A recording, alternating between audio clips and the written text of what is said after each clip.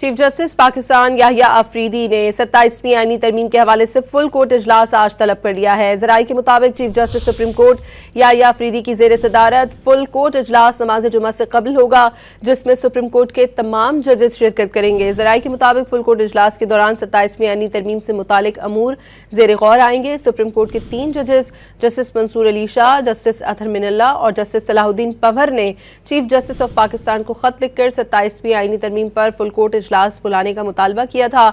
इसके अलावा सीनियर वकला, सुप्रीम कोर्ट बार एसोसिएशन के साबिक सदूर और दीगर ने भी चीफ जस्टिस को खत लिखकर फुल कोर्ट इजलास बुलाने का मुतालबा किया था।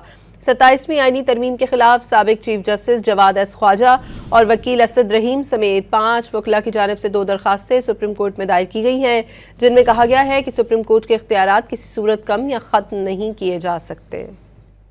चीफ जस्टिस पाकिस्तान याहिया अफरीदी ने 27वीं आईनी तरमीम के हवाले से फुल कोर्ट इजलास आज तलब कर लिया है। जराये के मुताबिक chief justice supreme court Yahya Afridi की जेर सदारत फुल कोर्ट इजलास नमाज जुमा से कबल होगा, जिसमें सुप्रीम कोर्ट के तमाम जजेस शिरकत करेंगे। जराये के मुताबिक फुल कोर्ट इजलास के दौरान 27वीं आईनी तरमीम से मुतालिक अमूर जेर गौर आएंगे। सुप्रीम कोर्ट के 3 जजेस जस्टिस मंसूर अली शाह, जस्टिस अतहर मिनल्ला और जस्टिस सलाहुद्दीन पंवर ने चीफ जस्टिस ऑफ पाकिस्तान को खत लिखकर 27वीं आईनी तरमीम पर फुल कोर्ट इजलास बुलाने का मुतालबा किया था। इसके अलावा सीनियर वकला, सुप्रीम कोर्ट बार एसोसिएशन के साबिक सदूर और दीगर ने भी चीफ जस्टिस को खत लिखकर फुल कोर्ट इजलास बुलाने का मुतालबा किया था।